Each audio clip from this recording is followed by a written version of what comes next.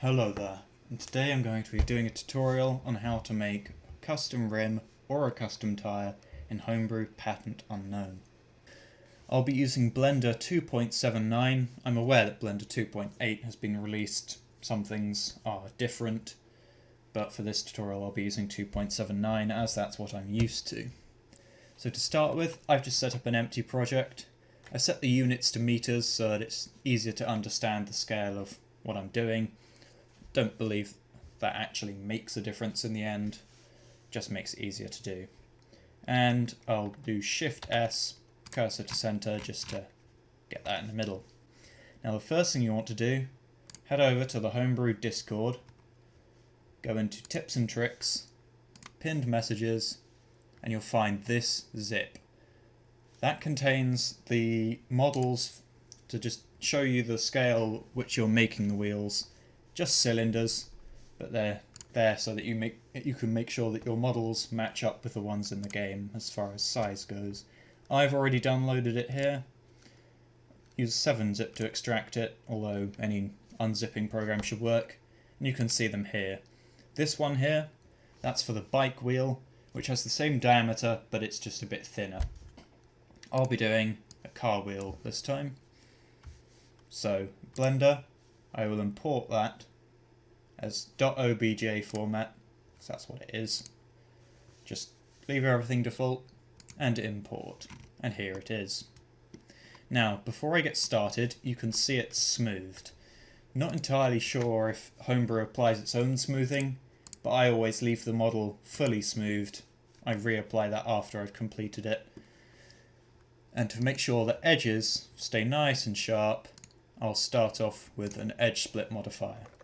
As you can see, even though the whole thing is smoothed, it's made these edges sharp.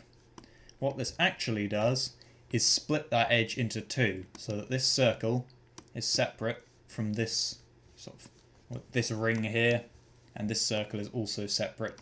Bear that in mind, it will increase the poly count of your model, so if you do that too much, you might end up going over Unity's limit, and then you won't get very far. Now, I'm going to speed up this next section a bit, because you probably isn't really a Blender tutorial, don't really want to watch me modelling it, so just bear with me for a bit while I do that. And this is it. This is the wheel I've made for now. Don't really need to hollow out that area there, as you're never likely to actually see it. This will be the back side of the wheel.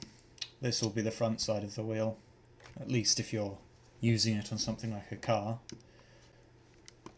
You want this side to be the front, and you want it pointing along this red arrow, so I'll actually need to rotate, that's R, Z, Z axis, and then 180 degrees. There we go. Before we're done here, spacebar, apply object transform, rotation. What this does, if I go here, it'll have set the 180 degree Z rotation to 0. So that this is now its normal unrotated state. Now, next step, UV unwrapping it. Not nearly as complicated it is for other games, but I can't remember how to do this. Not as nearly as complicated it is for other games, because you only have to map it to a simple colour scheme. I'm not going to be distributing this because I don't think I am legally allowed to. However, if I expand this one, no, okay. However, I have the picture right here. Now, this is the UV colour scheme that Homebrew uses. For a quick explanation, these columns are all different materials. On the left we have plastic, with painted metal, rubber, and finally emissive, that's the sort of glow in the dark. Top to bottom is glossiness, of top being completely matte, bottom being 100% shiny. These ones here, special ones, like I think this is wood, that's concrete, but I'm not entirely sure on that, so don't take my word on that.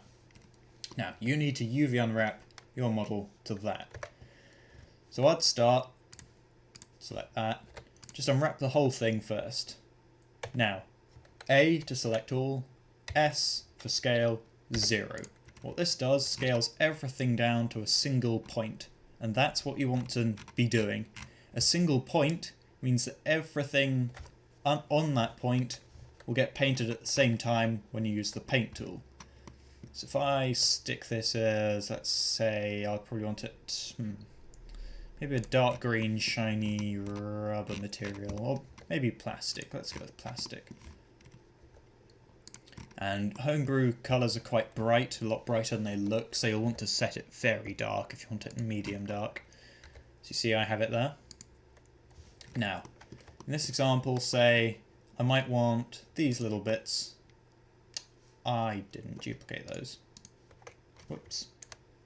Now, see, I forgot to apply the rotation to those, so there's only one of them when there should be two.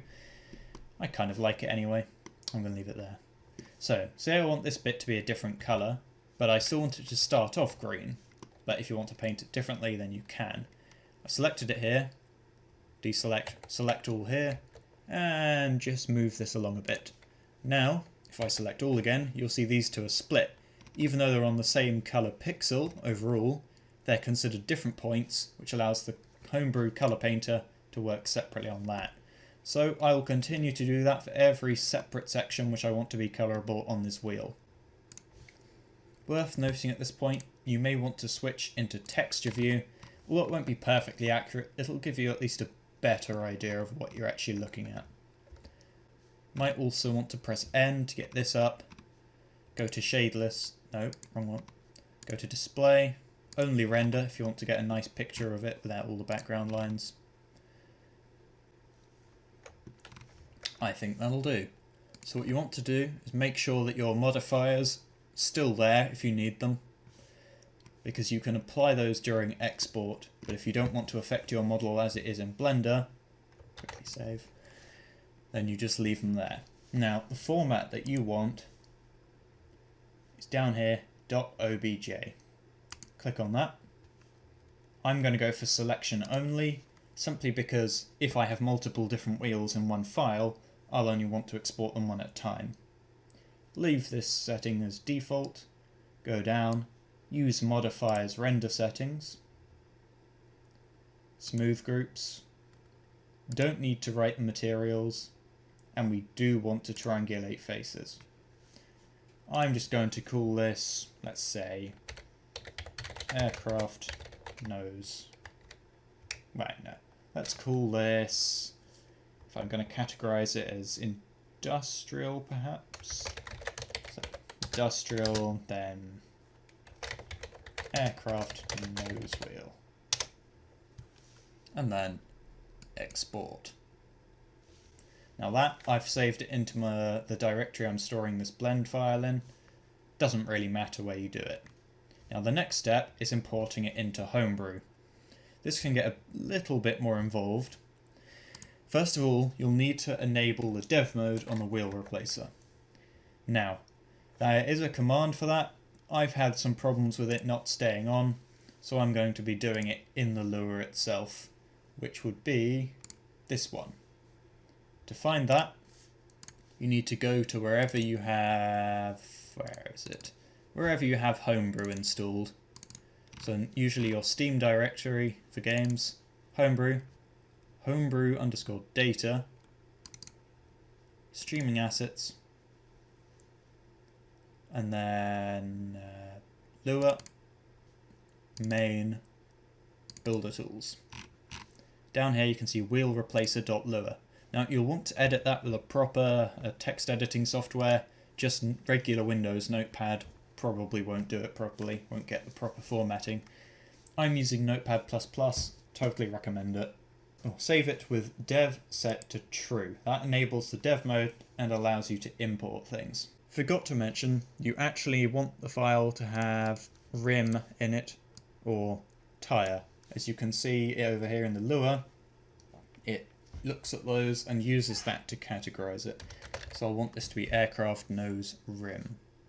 Bam. Now, after saving this, making sure it's saved, head over into Homebrew and open the builder. From this point, you'll just want to stick down a wheel, doesn't really matter which. There we go. And select it.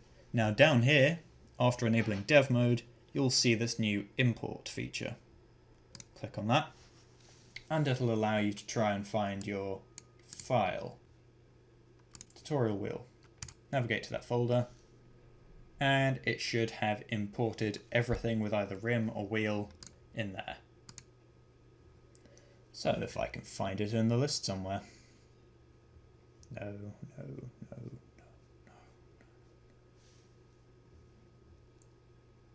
There it is. Aircraft nose rim.